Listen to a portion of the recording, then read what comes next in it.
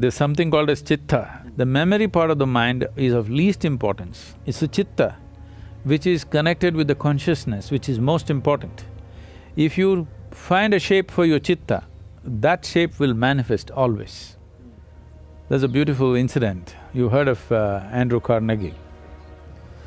When Andrew Carnegie started his enterprise, in a short span of time, he became so super successful and made so much money, people suspected, the US government suspected he's doing some malpractice. They set up a Senate investigation committee. So they questioned him in every way possible and they found nothing wrong with his business. Then they asked, how do you manage to make so much money and be so successful? So Andrew Carnegie said something very simple. See, I can keep my mind focused on something for 5 minutes at a stretch. 5 minutes.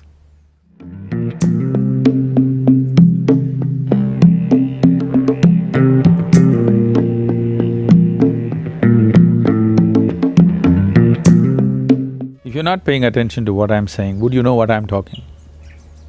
No. That's so with every aspect of life, isn't it? Yeah. If you're not paying attention to it, you don't know what you're eating, you don't know what you're breathing, you don't know what's happening. Most people will not notice the fragrance of the flowers or anything, they're just walking through like rocks. Or let me say a bull because they want to, a bull is worshipped in the stock market. So, it's a evolutionary fallback.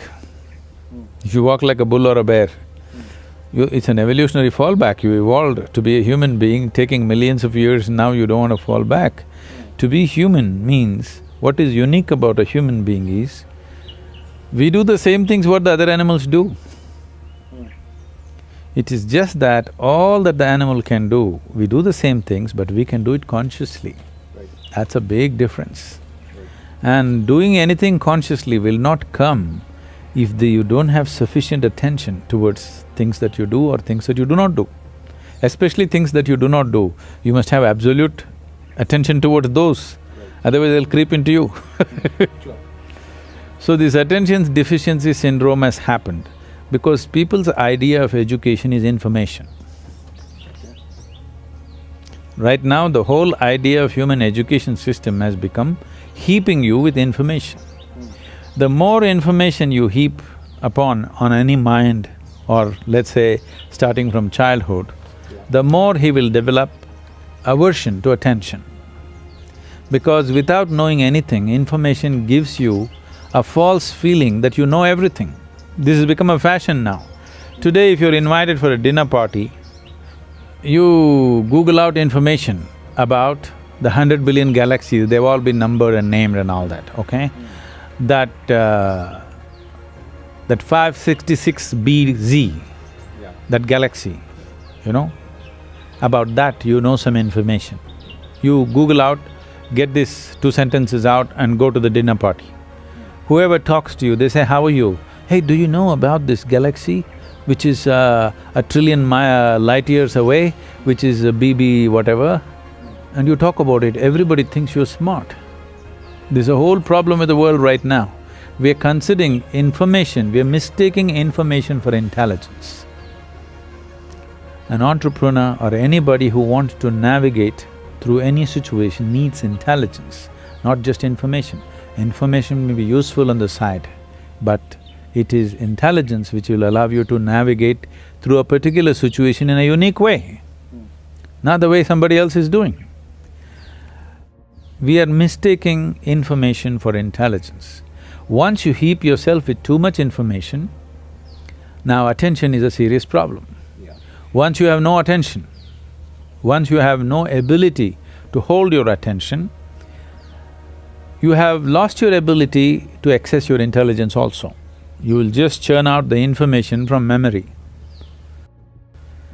There's a beautiful incident. You heard of Andrew Carnegie. When Andrew Carnegie started his enterprise, in a short span of time, he became so super successful and made so much money. At that time, okay, this is not the age of Google or Facebook or Twitter where in 2 years they become multi-billionaires and all. Those days, People had to set up manufacturing this and that and make money which would take decades or generations. So this guy made so much money in a short span of time, people suspected, the US government suspected he's doing some malpractice. They set up a Senate investigation committee. So they questioned him in every way possible and they found nothing wrong with his business. Then they asked, how do you manage to make so much money and be so successful? So Andrew Carnegie said something very simple. See, I can keep my mind focused on something for 5 minutes at a stretch. 5 minutes. Can any of you do it? All the senators. They thought, what's the problem with 5 minutes? And he set up an experiment. They tried to keep their attention, they couldn't keep it for a few seconds. One moment here, one moment there, this is the fate of most human beings. So then he said, you should not be running United States.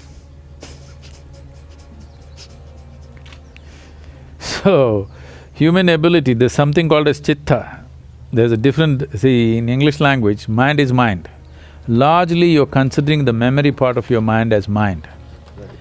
In the yogic system, there are 4 main aspects of the mind. I'll not go into the detail, but the memory part of the mind is of least importance. It's the chitta, which is connected with the consciousness, which is most important.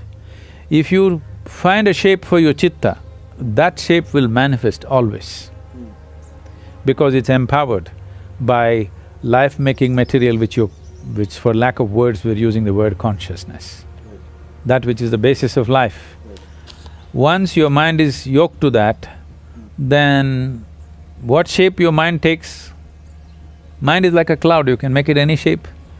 You can make it godlike, you can make it a devil out of it, you can make a pig out of it, you can make whatever out of it, you know?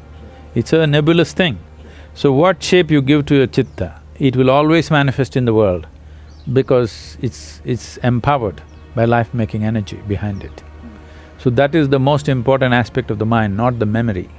Memory is important to handle the material aspects. After all, an entrepreneur may be just trying to handle material, it's fine, but I would like an entrepreneur's life to become an exciting adventure, where his process of exploring new possibilities become truly new possibilities in his experience, not just economic possibilities. And that possibility is there in an entrepreneur's life, that he can turn his entrepreneurship into a spiritual possibility and a spiritual growth, or growth of the being itself, which I feel everybody should explore. That's why we're trying to bring a spiritual element. Success will come easy more than anything, because success will come easy not because of any magic, simply because you function at your full potential. With more information means something that is not yours, you attach it to your memory and identify yourself with it. The more you do that, the less effective you become. But right now, our whole idea of education is information, and there is internet. A 12-year-old child knows what is the name of the galaxy up there, a trillion light years away, which is not good for him. Because this is not knowledge, this is not of any usefulness, this is only for boastfulness. And above all, it'll take away your ability to pay attention, because the basis of attention is you realize that you do not know even a speck in the universe properly. In its entirety, you do not even know an atom. That's why you can pay attention. If you think, I know this, you cannot pay attention. It's the arrogance of information which will bring you attention deficiency.